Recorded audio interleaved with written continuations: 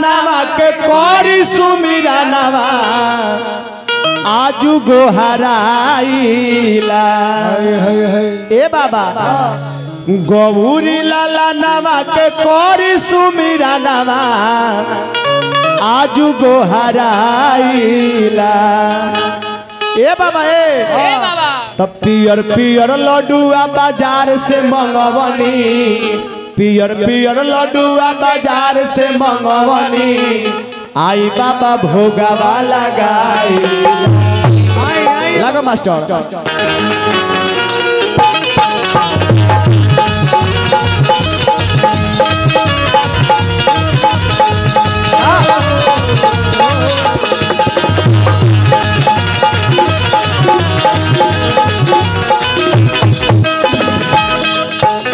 बाबा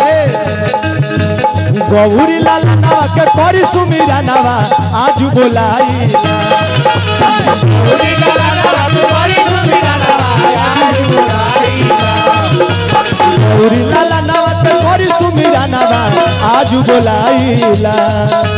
गौरी लाला नावा के करी सुमिरा नावा आजू बोलाईला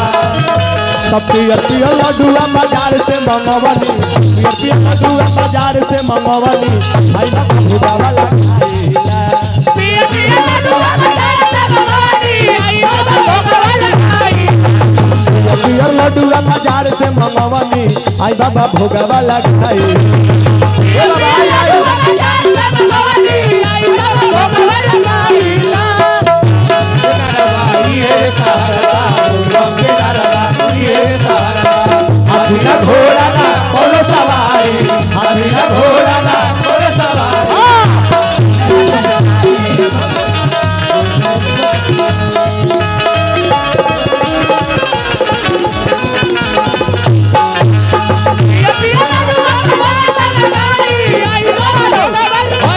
ए बाबा ए बाबा पियर पियर लड्डुआ बाजार से मंगवनी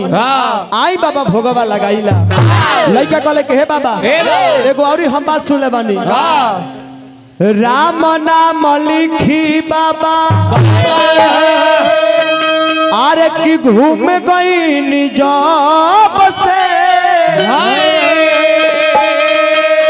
पहिला पूजा के अधिकारी भईनी ए बाबा ए बाबा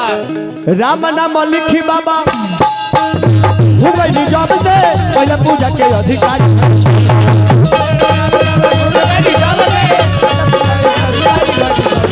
राम नाम लिखी बाबा घूम गई निजब से पहिला पूजा के अधिकारी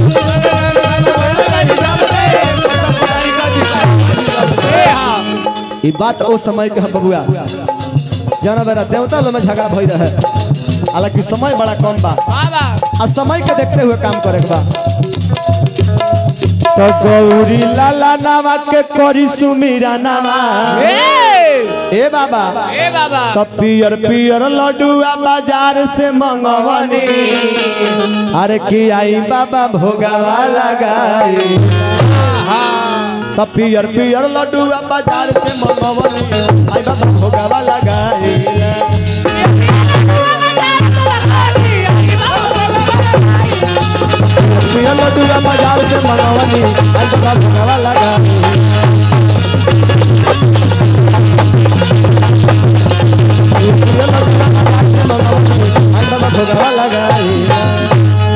बोल दे सच्चे दरबार की जय।